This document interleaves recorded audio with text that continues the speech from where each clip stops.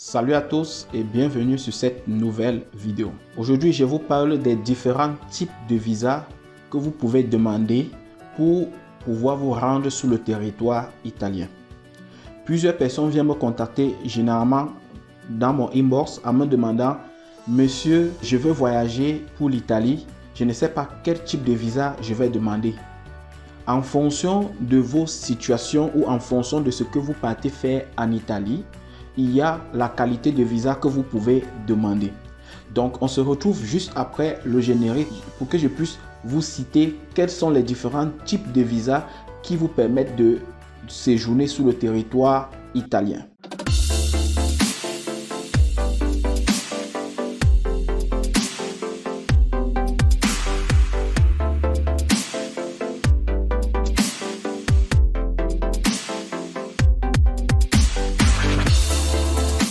Une fois de plus, salut à tout le monde, je suis Brice Talla et sur cette chaîne, nous parlons de voyages et études sur le territoire italien. Je partage avec vous mes expériences dans ce monde de la langue italienne et des voyages vers l'Italie pour vous permettre d'éviter beaucoup d'erreurs que d'autres parmi vous ont commis par le passé et qui ont obtenu un refus de visa. Pour ceux qui souhaitent me contacter et avoir un entretien privé avec moi, je vous suggère de m'envoyer un message via ma page Facebook directement qui est Brice Talla page. Et là, je vais vous répondre et vous fixer un rendez-vous pour que nous puissions parler de votre projet de voyage. Mais déjà sur cette chaîne, je publie tout pour que ça puisse vous aider. Et plusieurs d'entre vous ont déjà suivi des procédures que je publie ici et ont obtenu leur visa sans problème. Nous allons entrer directement dans le but du sujet. Quels sont les différents types de visas que nous pouvons avoir? Le tout premier visa que nous avons, c'est le visa tourisme. Le visa tourisme, c'est tout simplement ce visa que nous demandons le plus souvent pour séjourner, soit sur invitation, soit parce que nous sommes en vacances et nous voulons visiter l'Italie. En ce moment, on va demander un visa tourisme. En ce moment, on doit être invité par une personne ou alors on doit avoir une réservation d'hôtel.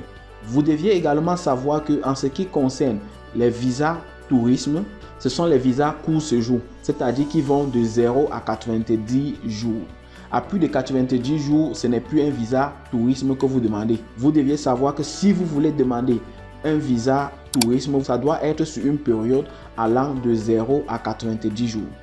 Cependant, il existe différents types de visa tourisme. Quelqu'un peut se lever un bon matin, il dit je m'en vais visiter l'Italie, ou bien cette personne a été invitée par un ami, une connaissance du côté de l'Italie. En ce moment, ça c'est un visa tourisme générique, c'est-à-dire tout le monde peut demander ce type de visa. Cependant, il y a les visas tourisme où on est invité par un familier membre de l'Union européenne. C'est-à-dire les Africains qui ont déjà obtenu la nationalité italienne, par exemple, peuvent inviter leurs proches pour passer un séjour ou bien passer les vacances ou bien visiter l'Italie. En ce moment, les différents types de documents que vous avez à fournir pour demander le visa, il y aura certains changements. Les étrangers considérés comme membres de la famille des citoyens italiens, il y a par exemple des enfants. Quand vous voulez inviter votre enfant passer un séjour par exemple ou l'enfant de votre conjoint sur le territoire italien, cet enfant doit avoir moins de 21 ans.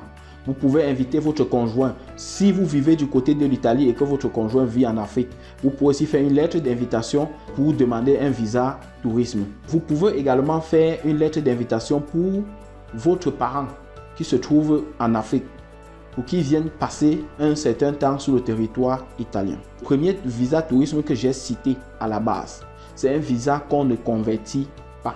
Par contre, le visa tourisme, lorsqu'on vient rendre visite à un membre de sa famille qui appartient à l'Union européenne, ça veut dire une personne qui a la nationalité ou bien une carte de séjour, long séjour. Celui-là, une fois sur le territoire italien, peut aller à la préfecture et demander un permis de séjour pour motif familial pour cette personne.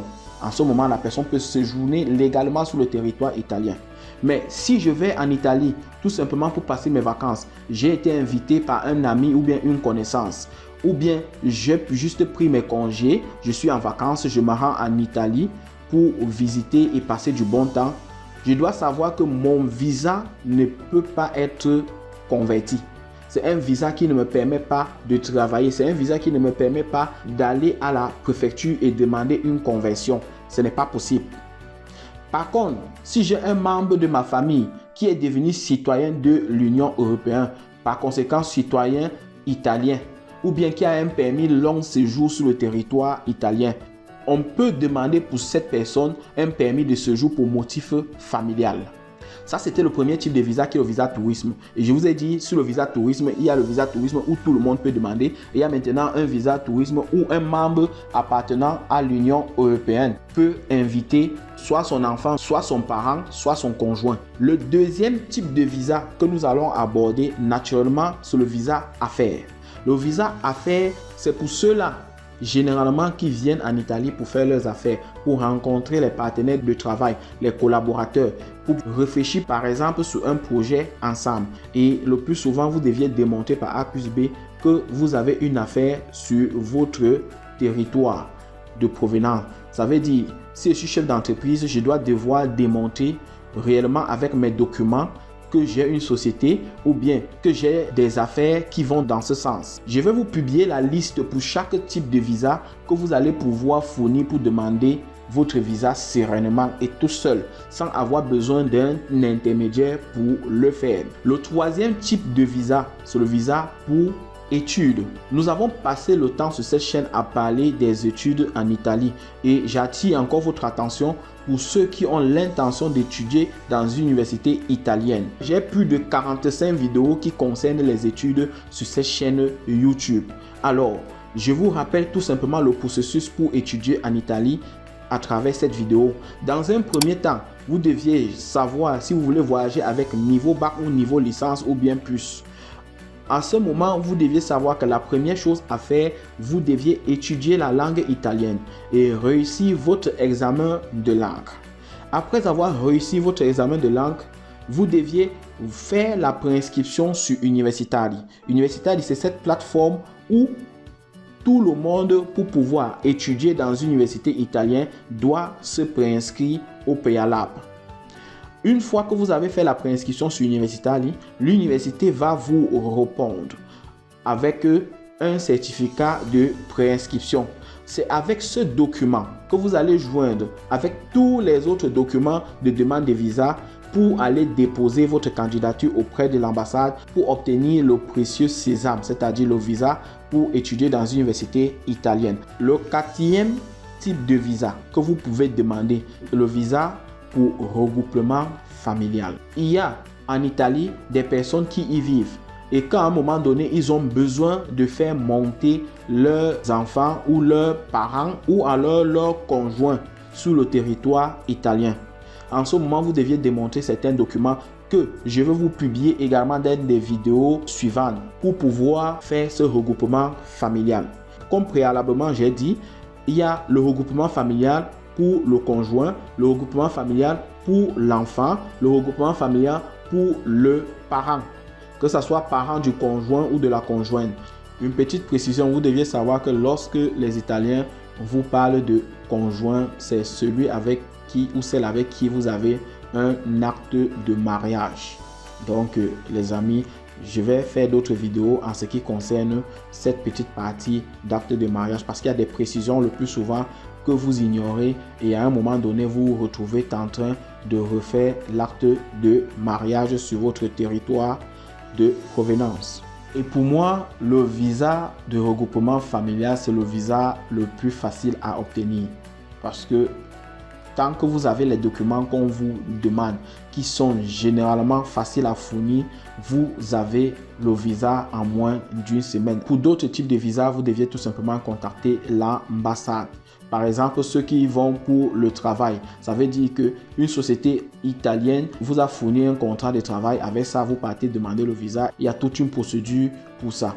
Et cependant, il y a aussi ceux qui souhaitent investir sur le territoire italien.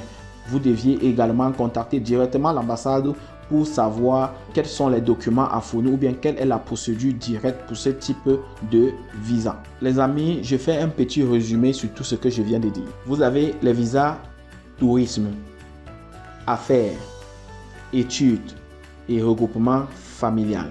En ce qui concerne les visas tourisme, il y a ceux qui vont en vacances, qui vont visiter l'Italie ou qui vont sur invitation d'une connaissance, d'un ami ou d'un camarade ou d'un collègue même. En ce moment, vous demandez votre visa pour ce jour qui va de 0 à 90 jours. Ce visa que vous obtenez, c'est un visa que vous ne pouvez pas convertir parce que ça ne vous permet pas de travailler. Vous partez tout simplement passer un bon bout de temps et retourner sur votre territoire. Maintenant, il y a les visas tourisme où un membre de l'Union européenne, c'est-à-dire un Africain par exemple qui a déjà soit la nationalité italienne, soit une carte de séjour pour long séjour, peut inviter soit son enfant, soit son parent, soit son conjoint. Pour ce type de visa, la personne demande tout simplement un visa court séjour. Une fois sur le territoire italien, parce que le lien de familiarité est facilement démontrable.